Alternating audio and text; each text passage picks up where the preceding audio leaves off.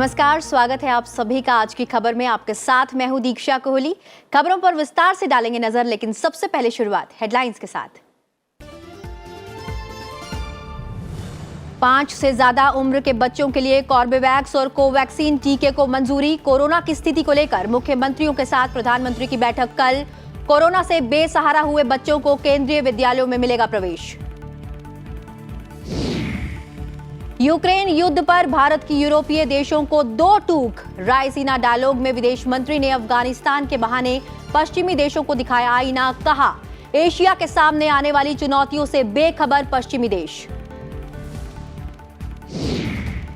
देश में नक्सली हिंसा की घटनाओं में 41% की कमी। गृह मंत्रालय की 2020-21 के लिए वार्षिक रिपोर्ट की जारी। नक्सल से सबसे ज्यादा प्रभावित राज्य रहे छत्तीसगढ़ और झारखंड।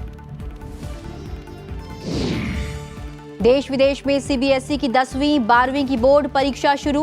10वीं के 21.16 लाख से ज्यादा छात्र, जबकि 12वीं के लिए 14.54 लाख छात्र हुए शामिल। परीक्षा के दौरान कोरोना नियमों का सख्ती से पालन। कोलंबो समेत दूसरे शहरों में सरकार विरोधी प्रदर्शन तेज। प्रधानमंत्री कार्यालय के सामने डटे प्रदर्शनकारी। विश्व बैंक की चेतावनी, श्रीलंका में इस साल बढ़ेगी गरीबी।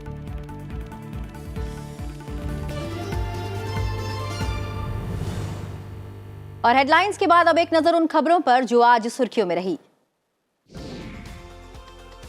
रक्षा मंत्री राजनाथ सिंह ने आज ब्रिटेन के रक्षा खरीद मंत्री जेरेमी क्विन के साथ बातचीत की। दोनों नेताओं ने विमानन, जहाज निर्माण और अन्य रक्षा औद्योगिक कार्यक्रमों से संबंधित क्षेत्रों में उपलब्ध अवसरों पर चर्चा की। गृह मंत्रालय ने लोकसभा सांसद नवनीत राणा को गिरफ्तार किए जाने और पुलिस द्वारा अमानवीय बर्ताव किए जाने के संबंध में राणा के आरोपों पर महाराष्ट्र सरकार से रिपोर्ट मांगी है। लोकसभा की विशेषाधिकार और आचार समिति ने गृह मंत्रालय से महाराष्ट्र सरकार से रिपोर्ट मांगने को कहा था, जिसके बाद मंत्रालय ने यह कदम उठाया है। कांग्रेस अध्यक्ष सोनिया गांधी ने चुनाव रणनीतिकार प्रशांत किशोर के प्रेजेंटेशन और चर्चा के बाद एक एम्पावर्ड एक्शन ग्रुप 2024 का गठन किया है। कांग्रेस नेता रणदीप सुरजेवाला के मुताबिक पार्टी ने प्रशांत किशोर को कांग्रेस में शामिल होने के लिए आमंत्रित किया है। हालांकि प्रशांत किशोर ने इससे इनकार कर दिया है। प्रवर्तन निदेशालय ने कथित तौर पर 22,842 करोड़ रुपए के बैंक कर्ज धोखाधड़ी मामले में एबीजी शिपयार्ड लिमिटेड के खिलाफ धन शोधन जांच के सिलसिले में मुंबई, पुणे और सूरत में कई परिसरों पर छापेमारी की। आपराधिक धाराओं के तहत संघीय एजेंसी ने इन शहरों में 26 परिसरों की तलाशी ली। जम्मू कश्मीर के कुलगाम जिले के ब्राजलू इलाके में आतंकियों ने एक बार फिर सीआरपीएफ पर हमला किया है। आतंकियों ने पहले ग्रेनेड अटैक किया, इसके बाद गोलाबारी की। आतंकी हमले के बाद सुरक्षा बलों ने इलाके को घेर लिया। तलाशी अभियान चलाया जा रहा है। दिल्ली के मुख्यमंत्री अरविंद केजरीवाल और पंजाब के उनके समकक्ष भगवंत मान ने बेहतर स्वास्थ्य, शिक्षा के बुनियादी ढांचे और सुविधाओं को मजबूत बनाने के लिए ज्ञान साझाकरण समझौते पर हस्ताक्षर किए। इसके तहत पंजाब में 117 स्कूल और मोहल्ला क्लिनिक की स्थापना की जाएगी। दुनिया के सबसे अमीर व्यक्ति एलन मस्क ने सोशल मीडिया कंपनी ट्विटर को $44 अरब में खरीद लिया है। कंपनी ने कहा है कि उसके बोर्ड ने अरबपति एलन मस्क द्वारा ट्विटर खरीदने के प्रस्ताव को स्वीकार कर लिया है। चीन के बीजिंग में 2 करोड़ 10 लाख लोगों की कोरोना वायरस संक्रमण की जांच कराने के आदेश दिए गए हैं। इससे पहले देश में सोमवार को 35 लाख लोगों की जांच के आदेश दिए गए थे, जिसमें से 32 लोगों में संक्रमण की पुष्टि हुई थी। संयुक्त राष्ट्र सुरक्षा परिषद में भारत के उप स्थायी प्रतिनिधि और रविंद्र ने रमजान के दौरान यरूशलेम के पवित्र स्थान पर हुई घटनाओं पर चिंता जताई है। उन्होंने कहा कि यरूशलेम के पवित्र स्थानों की ऐतिहासिक यथास्थिति का सम्मान किया जाना चाहिए और इसे बरकरार रखना जाना चाहिए। पाकिस्तान के कराची विश्वविद्यालय के परिसर में कार में हुए विस्फोट में 2 विदेशी नागरिकों समेत कम से कम 4 लोगों की मौत हो गई और कई लोग घायल हो गए। विश्वविद्यालय में कन्फ्यूशियस इंस्टीट्यूट के पास एक वैन में धमाका हुआ।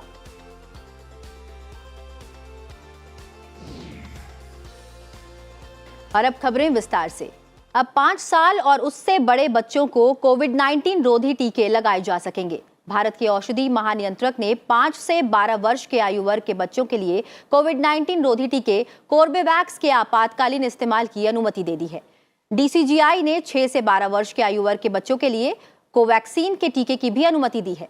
केंद्रीय औषधि मानक नियंत्रण संगठन की विशेषज्ञ समिति ने पिछले सप्ताह इसकी सिफारिश की थी, जिसके बाद डीसीजीआई ने इसके आपातकालीन इस्तेमाल की अनुमति दी है।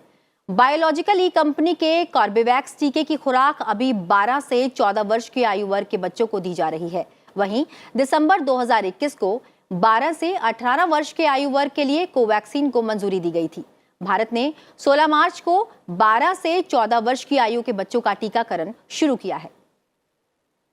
कुछ दिनों से काफ़ी बच्चे इस एज ग्रुप में इन्फेक्ट हो रहे थे। जब से स्कूल खुल रहे हैं तो फैमिली थोड़ी सी जिटरी थी। उनके लिए एक अच्छी खबर है, एटलीस्ट जो एल्डरलीज हैं घर में, बेटर हर्ड इम्यूनिटी उनको मिल सकती है अगर हम अपने बच्चों को वैक्सीनेट करें।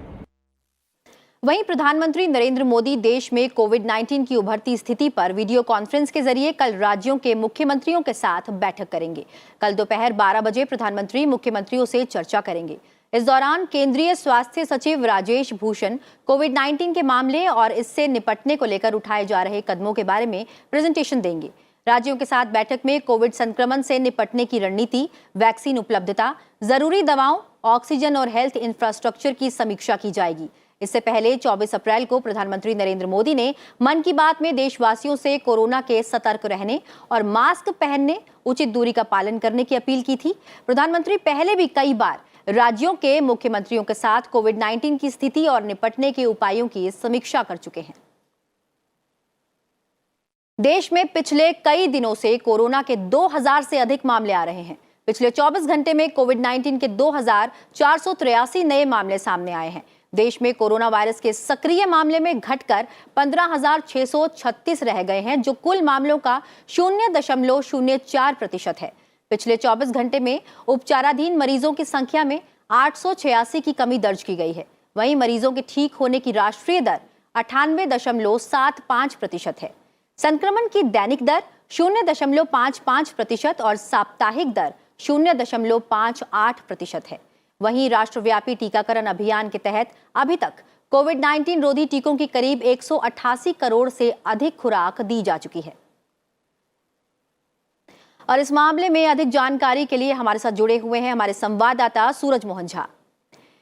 सूरज, जैसा कि हम देख पा रहे हैं कि हम पूरी तरीके से अनलॉकडाउन हो चुके हैं, ऐसे में स्कूल खुल चुके हैं, बच्चे स्कूल जा रहे हैं और अचानक से हमें ये पता चलता है कि एक बार फिर से कोरोना का अटैक हो रहा है, यानी कि कोरोना के केसेस बढ़ते जा रहे हैं। ऐसे में अभी एक ये भी घोषणा होती है कि 2 वैक्सीन्स बच्चों के लिए खोल दी गई हैं, जो आपात स्थिति में खुल जाएंगी और इसके अलावा प्रधानमंत्री मुख्यमंत्रियों के साथ बैठक भी करेंगे। आप विशेषज्ञों के साथ लगातार फील्ड में जुड़े रहे हैं, आप बातचीत करते हैं तमाम डॉक्टरों के साथ भी, तो क्या लगता है, क्या कुछ अपडेट है? साथ ही ये जो कोरोना का नया अटैक आया है, अभी जो कोरोना के मामले बढ़ रहे हैं, ये कितने चिंताजनक हो सकते हैं? बिल्कुल दीक्षा, हमारी जो विशेषज्ञों से बात हुई है उन्होंने बताया है जो ओमिक्रॉन का वेरिएंट था उसके 2 वेरिएंट से मिलकर ये नया जो वेरिएंट इस समय नजर आ रहा है XE वो फैल रहा है और विशेषज्ञों का मानना है ये ज़्यादा संक्रामक है, ज़्यादा तेजी से फैलता है और बच्चों पर इसका अटैक होने का खतरा सबसे ज़्यादा बताया जा रहा है। उसका कारण है कि भारत में टीकाकरण जो हुआ है वो बालिगों में अच्छी तरह हो चुका है। लगभग 75% से ज़्यादा बालिग जो है वो दोनों डोज उनको लग चुके हैं, बूस्टर डोज भी लगाए जा रहे हैं, लेकिन बच्चों के स्कूल खुले हैं। हमने देखा है हम सामान्य प्रक्रिया की तरफ बढ़ रहे हैं, चाहे स्कूल खुलने की बात हो, मॉल या सामान्य प्रक्रिया, सारे काम धंधे खुल चुके हैं। ऐसी स्थिति में बच्चे जो है उनकी इम्यूनिटी कमजोर है और वैक्सीनेशन उनको नहीं लगा है।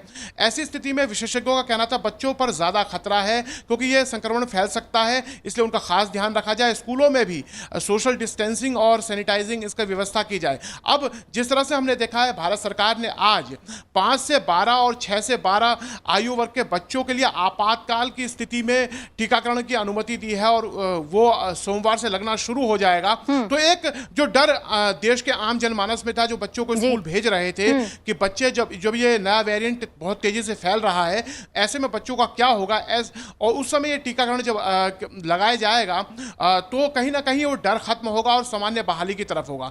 जहां तक इस नए वेरिएंट की बात है दीक्षा, तो विशेषज्ञों का कहना है ये बहुत बहुत तेजी से फैलने वाला वेरिएंट है, लेकिन एक अच्छी बात यह है कि इस वेरिएंट में जान का खतरा कम है और जितने केसेस हम अब तक देख रहे हैं उसमें हॉस्पिटलाइजेशन की भी जरूरत कम पड़ रही है और साथ में जान माल की जो हानि है वो भी कम हो रही है। लोग बहुत जल्दी से इससे उबर पा रहे हैं। तो हम ये मान सकते हैं ये वेरिएंट जो है वो फैलने वाला है लेकिन जानलेवा नहीं है। लेकिन जिस तरह से प्रधानमंत्री ने मन की बात में कहा है कि हम सोशल डिस्टेंसिंग का पालन करें, मास्क पहने, सैनिटाइजर्स का इस्तेमाल करें, तो हम इस संक्रमण से भी पार पा सकते हैं। जिस तरह से हमने बिल्कुल सूरज, हम इस संक्रमण से जल्दी पार पाएंगे और जिस तरीके से बच्चों के लिए कदम उठाया गया है, जाहिर सी बात है जो बच्चे हैं वो देश का भविष्य है और उनकी सुरक्षा हमारे हाथ में और बहुत जरूरी है इस कदम को उठाना।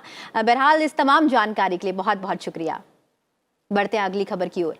प्रधानमंत्री नरेंद्र मोदी ने दुनिया के विभिन्न देशों में उपजे हालात की ओर इशारा करते हुए कहा है कि आज विश्व के सामने अनेक साझे संकट और चुनौतियां हैं।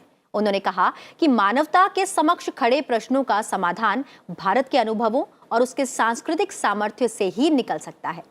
वीडियो कॉन्फ्रेंसिंग के जरिए शिवगिरी तीर्थ यात्रा की 90वीं वर्षगांठ और ब्रह्म विद्यालय की स्वर्ण जयंती के वर्ष भर चलने वाले संयुक्त समारोह को संबोधित करते हुए उन्होंने ये बात कही। प्रधानमंत्री ने कहा कि आज से 25 साल के बाद देश अपनी आजादी के 100 साल मनाएगा और 10 साल के बाद हम तीर्थदानम के 100 सालों की यात्रा का भी उत्सव मनाएंगे। इसके लिए हमारा विजन भी वैश्विक होना चाहिए। प्रधानमंत्री ने साल भर चलने वाले संयुक्त समारोह का लोगो भी लॉन्च किया। और 10 साल बाद हम तीर्थदानम के 100 सालों की यात्रा भी, उसका भी उत्सव मनाएंगे। इन 100 सालों की यात्रा में हमारी उपलब्धियां वैश्विक होनी चाहिए और इसके लिए हमारा विजन भी वैश्विक होना चाहिए। बढ़ते अगली खबर की ओर। केंद्रीय मंत्री नितिन गडकरी ने कहा है कि भारत में इलेक्ट्रिक वाहनों का विनिर्माण शुरू करने के बाद ही विदेशी कंपनियों को टैक्स में रियायत पर विचार किया जा सकता है। रायसीना डायलॉग कार्यक्रम में सड़क परिवहन और राजमार्ग मंत्री ने green energy, flex engine, electric वाहनों, सरकार की नीतियों पर खुलकर बात की। उन्होंने कहा कि भारत एक बड़ा बाजार है, यहाँ सभी इलेक्ट्रिक वाहनों के लिए काफी संभावनाएं हैं। उन्होंने अमेरिकी कंपनी टेस्ला को लेकर भी बात की। If the Elon Musk is ready to manufacture a Tesla in India, there is no problem. He is welcome in India. We don't have any problem. But suppose he want to manufacture in China and sell in India, it can not be a good proposition for India. Electric दोपहिया वाहनों में हाल ही में आग लगने की घटनाओं को लेकर केंद्रीय मंत्री नितिन गडकरी ने कंपनियों से गड़बड़ी वाले वाहनों को वापस मंगाने को कहा है। उन्होंने कहा कि गर्मी में इलेक्ट्रिक वाहनों की बैटरी में समस्या का पता चला है। We have already appointed an expert committee. There are scientists from DRDO also. We will get the reports. But apparently I feel that it is a problem of temperature, particularly high temperature, in the particularly cells. Now we have decided to make standardized rules and regulation for that. वहीं विदेश मंत्री S Jaishankar ने दुनिया के सभी देशों से विश्वास और हितों के बीच संतुलन बनाए रखने पर जोर दिया है। दिल्ली में रायसीना डायलॉग को संबोधित करते हुए विदेश मंत्री ने अफगानिस्तान की घटनाओं, कोरोना महामारी, यूक्रेन संकट और बड़ी शक्तियों के बीच टकराव को दुनिया के लिए बड़े झटके बताया है। उन्होंने कहा कि इन सबके वैश्विक परिणाम भी हैं। यूक्रेन संकट पर विदेश मंत्री एस जयशंकर ने कहा कि भारत चाहता है कि संघर्ष तुरंत खत्म हो जाए। वार्ता और कूटनीति के जरिए समाधान निकाला जाना चाहिए। यूक्रेन पर भारत के रुख की आलोचना का जवाब देते हुए उन्होंने कहा कि पश्चिमी शक्तियां एशिया के सामने आने वाली चुनौतियों से बेखबर हैं। विदेश मंत्री ने कहा कि यूक्रेन संकट यूरोप के लिए चेताने वाला हो सकता है, ताकि वे यह भी देखें कि एशिया में क्या हो रहा है। And it's a dominant issue, not just in terms of principles and values alone, also in terms of the practical consequences of it, the knock-on effects. And I understand that at this moment, this would probably occupy you to the exclusion of almost everything else. But there is also a world out there, and I'm very glad that you're sitting here in India, because it would remind you that there are equally pressing issues in other parts of the world. I mentioned Afghanistan. विदेश मंत्री S Jaishankar ने Raisina dialogue में हिस्सा लेने पहुंचे यूरोपीय देशों के विदेश मंत्रियों से भी मुलाकात की। नीदरलैंड के विदेश मंत्री वोपके होकेस्ट्रा से मुलाकात के दौरान दोनों नेताओं के बीच जल, कृषि सहित द्विपक्षीय सहयोग पर चर्चा हुई। साथ ही इंडो पैसिफिक और रूस यूक्रेन विवाद पर बातचीत हुई। वहीं विदेश मंत्री डॉक्टर एस जयशंकर ने लग्जमबर्ग के विदेश मंत्री जीन एक्सलेलबोर्न से मुलाकात कर यूक्रेन संघर्ष के प्रभावों पर चर्चा की। साथ ही दोनों नेताओं के बीच द्विपक्षीय सहयोग, विशेष रूप से वित्त और स्वास्थ्य में प्रगति पर भी बातचीत हुई।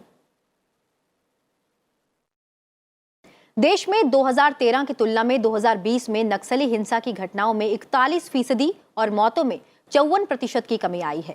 गृह मंत्रालय की 2020-21 के लिए वार्षिक रिपोर्ट के अनुसार 2013 में 10 राज्यों के 76 जिलों की 328 पुलिस थानों की तुलना में 2020 में 9 राज्यों की 53 जिलों के 226 पुलिस थानों से नक्सली हिंसा की सूचना मिली है। छत्तीसगढ़ सबसे बुरी तरह से प्रभावित राज्य रहा है। इसके बाद झारखंड, ओडिशा, महाराष्ट्र और बिहार रहे। आज की खबर को आप टेलीविजन के अलावा संसद टीवी के सोशल मीडिया प्लेटफॉर्म्स पर भी देख सकते हैं। ये बुलेटिन संसद टीवी के यूट्यूब और फेसबुक पर भी उपलब्ध है। साथ ही संसद टीवी कू, ट्विटर और इंस्टा पर भी उपलब्ध है। संसद टीवी की आईडी को आप फॉलो कर सकते हैं और उस पर आप अपनी प्रतिक्रिया और सुझाव भी हमें दे सकते हैं। फिलहाल समय हो चला एक छोटे से ब्रेक का। ब्रेक के बाद समाचार राज्यवार, साथ ही नजर डालेंगे अंतर्राष्ट्रीय खबरों पर भी। आप बने रहिए संसद टीवी के साथ।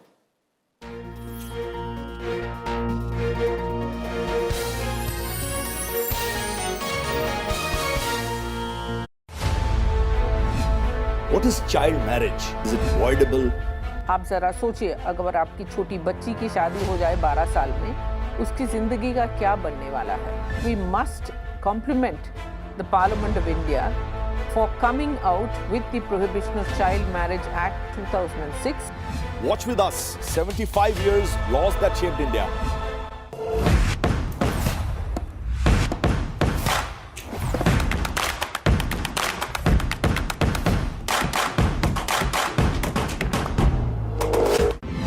Converting air into water sounds very, very interesting. How did the journey begin? Honorable Prime Minister visited Israel in 2014-15 and he made a statement that India will also be fortunate if they have any atmospheric water generator which can convert the humidity in atmosphere, and that's exactly that inspiration made me to work faster. And 2016 we registered the company, and 2018 we delivered the first machine. This is actually a completely new category of water, completely scalable, and you're using a renewable source of water. Let's hear the story of startup Maitri Aquatech.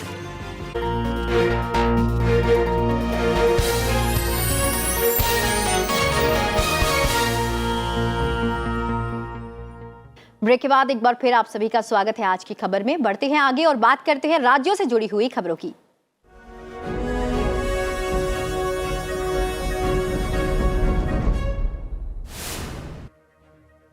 केंद्रीय मंत्री अनुराग ठाकुर ने OTT platform और Netflix के सहयोग से बनाई गई एक लघु वीडियो श्रृंखला आजादी की अमृत कहानियों का ट्रेलर जारी किया। उन्होंने कहा कि आजादी का विचार भारत में महिला मुक्ति के साथ जुड़ा हुआ है, जिन्हें समाज के रूढ़िवाद और वर्जनाओं से लड़ना पड़ता है।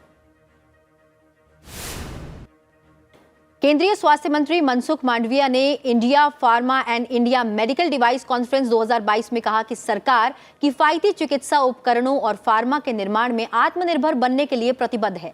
उन्होंने कहा कि आने वाले दिनों में हमें देश दुनिया को हेल्थ मैन पावर देना है और हील बाय इंडिया से हम दुनिया की सेवा करेंगे। केंद्रीय मंत्री सर्बानंद सोनोवाल ने ओडिशा के पारादीप में राज्य के पहले नदी आधारित बंदरगाह का शुभारंभ किया। उन्होंने इसकी क्षमता 50 करोड़ टन वार्षिक करने का निर्देश दिया। योगी आदित्यनाथ की कैबिनेट बैठक में 9 प्रस्तावों को मंजूरी दी गई है। सरकार ने बेसिक शिक्षा विभाग के अनुदेशकों का अनुदान बढ़ाने का फैसला लिया है। साथ ही रसाइयों को भी अब 500 रुपए बढ़ाकर मानदेय देने का फैसला लिया है। उत्तर प्रदेश के मुख्यमंत्री योगी आदित्यनाथ ने प्रदेश में कोरोना वायरस के बढ़ते मामलों के मद्देनजर जांच का दायरा बढ़ाने का निर्देश दिया है। मुख्यमंत्री ने उच्च स्तरीय अधिकारियों के साथ बैठक के दौरान हर दिन न्यूनतम 1.5 लाख नमूनों की जांच करने का निर्देश दिया है। केदारनाथ धाम के कपाट खुलने से पहले उत्तराखंड के मुख्यमंत्री पुष्कर सिंह धामी ने आज मंदिर परिसर पहुंचकर वहां चल रहे निर्माण कार्यों और आगामी यात्रा से संबंधित तैयारियों का जायजा लिया। मुख्यमंत्री ने सरस्वती आस्था पथ का निरीक्षण किया और निर्माणाधीन मंदाकिनी आस्था पथ को जल्द से जल्द पूरा करने का निर्देश दिया। हिमाचल प्रदेश के मुख्यमंत्री जयराम ठाकुर ने दावा किया कि सिरमौर जिले के गिरिपार क्षेत्र के हाटी समुदाय के लोगों को जनजातीय दर्जा दिए जाने की वर्षों पुरानी मांग पूरी होने के रास्ते की सभी अड़चनें दूर हो गई हैं। उन्होंने उम्मीद जताई कि जल्द ही हाटी समुदाय के करीब 3 लाख लोगों को जनजातीय दर्जा मिल जाएगा। अरुणाचल प्रदेश के उप मुख्यमंत्री चौना मीन ने केंद्र से सीमावर्ती राज्य में महत्वपूर्ण रेलवे परियोजनाओं को जल्द पूरा करने का अनुरोध किया है। नई दिल्ली में रेल मंत्री अश्विनी वैष्णव से मुलाकात कर उन्होंने असम के धेमाजी जिले के मुकोरसेलेक से राज्य के ईस्ट सियांग जिले के पासीघाट तक ब्रॉडगेज लाइन परियोजना को जल्द से जल्द शुरू करने का अनुरोध किया। बीजेपी के पूर्व सांसद किरीट सोमैया ने मुंबई के खार पुलिस स्टेशन जाकर फर्जी एफआईआर की शिकायत दर्ज कराई है। उन्होंने कहा कि अपने ऊपर हुए हमले को लेकर उन्होंने कोई एफआईआर दर्ज नहीं कराई है। वहीं उन्होंने महाराष्ट्र के मुख्यमंत्री उद्धव ठाकरे पर उन पर हमला करवाने का आरोप लगाया।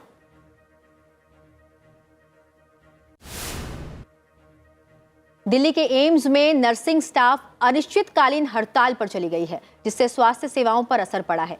नर्सेज यूनियन नर्सिंग अधिकारी हरीश कालजा निलंबन तत्काल वापस लेने की मांग पर अड़ी है। मध्य प्रदेश के खरगोन में प्रशासन ने सुरक्षा के मद्देनजर विभिन्न स्थानों पर 121 सीसीटीवी कैमरे लगाने शुरू कर दिए हैं। कैमरों को उस इलाके में भी लगाया जा रहा है जहां कथित रूप से पथराव की घटनाएं हुई थी।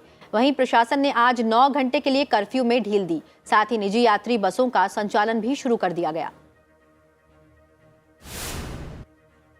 हिमाचल प्रदेश के शिमला में सौर ऊर्जा को बढ़ावा दिया जा रहा है। यहां सचिवालय में लगे सोलर पैनलों से बिजली का उत्पादन शुरू होने से शहर ग्रीन एनर्जी की दिशा में तेजी से आगे बढ़ रहा है। साथ ही सरकार का खर्च भी कम हुआ है। दिल्ली में आज न्यूनतम तापमान 24.6 डिग्री सेल्सियस दर्ज किया गया है, जो सामान्य से 1 डिग्री ज्यादा है, जबकि दिन में पारा 42 डिग्री सेल्सियस के आसपास रहा। वहीं मौसम विभाग ने दिल्ली में 28 अप्रैल से लू चलने की आशंका व्यक्त की है और येलो अलर्ट जारी किया है। देश के कई हिस्सों में प्रचंड गर्मी और लू चल रही है, जिससे आम जनजीवन प्रभावित हुआ है। महाराष्ट्र, मध्य प्रदेश सहित देश के कई हिस्सों में अगले 2 दिन हीट वेव चलने की आशंका है, जिसे लेकर अलर्ट जारी किया गया है। पश्चिम बंगाल के सिलीगुड़ी स्थित बागडोगरा एयरपोर्ट में विमानों की उड़ान सेवाएं फिर से बहाल कर दी गई हैं। एयरपोर्ट के रनवे की मरम्मत के लिए यहां 11 अप्रैल से हवाई जहाजों की उड़ान सेवा बंद थी। एयरपोर्ट खुलने के बाद लोगों को राहत मिली है। जम्मू के राजौरी और पुंछ जिलों को दक्षिण कश्मीर के शोपिया से जोड़ने वाली ऐतिहासिक मुगल रोड को यातायात के लिए फिर से खोल दिया जाएगा। सड़क भारी बर्फबारी की वजह से 4 महीनों से ज्यादा वक्त से बंद थी।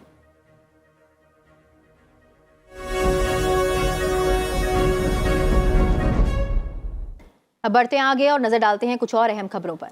सीबीएसई की 10वीं और 12वीं कक्षा की सेकेंड टर्म की बोर्ड परीक्षा भारत और विदेशों में 2 साल की महामारी से उत्पन्न व्यवधानों के बाद शुरू हो गई है। पहले दौर की परीक्षा नवंबर में बहुविकल्पीय प्रश्नों के साथ छोटे प्रारूप में आयोजित की गई थी। परीक्षा की अवधि 1.5 घंटे की थी। कक्षा 12 के लिए उद्यमिता और सौंदर्य और कल्याण पर परीक्षा थी, जबकि कक्षा 10 के लिए 6 विषयों की परीक्षा आयोजित की गई थी। इस बार 7,406 परीक्षा केंद्रों पर 10वीं के 21.16 लाख से ज्यादा छात्र परीक्षा दे रहे हैं, जबकि 6,720 परीक्षा केंद्रों पर 12वीं के 14.54 लाख छात्र शामिल हुए। केंद्र सरकार ने केंद्रीय विद्यालयों में प्रवेश के लिए विवेकाधीन संसद सदस्य कोटा खत्म कर दिया है। सरकार ने यह भी निर्णय लिया है कि कोविड-19 के कारण अनाथ बच्चों के मामले में PM cares for children scheme के तहत केंद्रीय विद्यालयों में कक्षा की क्षमता के अतिरिक्त प्रवेश के लिए विचार किया जाएगा। श्रीलंका में प्रदर्शनकारियों ने राजपक्षे परिवार के नेतृत्व वाली सरकार को सत्ता से हटाने की मांग तेज कर दी है। राष्ट्रपति सचिवालय के बाहर डटे प्रदर्शनकारियों ने अब अपना विरोध प्रदर्शन प्रधानमंत्री राजपक्षे के कार्यालय तक बढ़ा दिया है। श्रीलंका में सरकार के पास आयात के लिए पैसे नहीं बचने, आवश्यक वस्तुओं की कीमतें आसमान छूने और ईंधन, दवाओं और बिजली की आपूर्ति में भारी कमी आने के बीच हजारों प्रदर्शनकारी 9 अप्रैल को सड़कों पर उतर आए थे। कोलंबो मजिस्ट्रेट अदालत ने विरोध प्रदर्शन के पास विरोध प्रदर्शन पर रोक लगाने के लिए पुलिस आदेश जारी करने से इनकार कर दिया था। विश्व बैंक ने चेतावनी दी है कि इस साल श्रीलंका में गरीबी बढ़ेगी। इसके साथ ही वैश्विक निकाय ने श्रीलंका से भारी कर्ज में कटौती, राजकोषीय घाटे को कम करने और गरीबों को, कमजोरों को राहत देने की अपील की है। कोविड के चलते श्रीलंकाई अर्थव्यवस्था 2020 में करीब 3.6% घटी है। वहीं संयुक्त राष्ट्र के महासचिव एंटोनियो गुतारेस ने यूक्रेन में युद्ध विराम का आह्वान किया है। एंटोनियो गुतारेस ने रूसी विदेशी मंत्री सर्गेई लावरोव के साथ अपनी बैठक में यह आह्वान किया। वो मास्को की यात्रा पर हैं और इसके बाद वे इस सप्ताह यूक्रेन की राजधानी कीव का दौरा करने वाले हैं। एंटोनियो ने कहा कि प्रभावी बातचीत के लिए माहौल बनने, जल्द से जल्द युद्ध विराम और समस्या के लिए शांतिपूर्ण समाधान के लिए स्थितियां बनाने के तरीके निकालने की कोशिश की जा रही है। वहीं ब्रिटेन के रक्षा मंत्रालय ने कहा है कि रूसी सेना ने यूक्रेन के क्रेमिना शहर पर कब्जा कर लिया है। लुहांस्क क्षेत्र के शहर में कई दिनों से लड़ाई चल रही थी और युद्ध के कारण वहां से नागरिकों को निकालना असंभव हो गया था। इजियम के दक्षिण में भारी लड़ाई की सूचना मिली है। रूसी सेना उत्तर और पूर्व से स्लोविनियस्क और क्रमांतोस्क शहर की ओर बढ़ने की कोशिश कर रही है। रूस ने कुछ दिन पहले ही शहर पर कब्जा करने का दावा किया था। क्रेमिनिया यूक्रेन की राजधानी कीव से 575 किलोमीटर दूर दक्षिण पूर्व में स्थित है। रूस ने यूक्रेन में रेल और ईंधन प्रतिष्ठानों को निशाना बनाते हुए हमले किए जाने, जिससे युद्ध के लिए और साजो सामान इकट्ठा करने के यूक्रेन के प्रयासों को नुकसान पहुंचाया जा सके। अमेरिका ने इस बीच यूक्रेन को और हथियार देने की घोषणा की है और कहा है कि पश्चिमी सहयोगियों की मदद से 2 महीने से चल रहे युद्ध में असर पड़ा है। माना जा रहा है कि ये हमले इन्हीं नई मदद को रोकने के लिए किए गए हैं।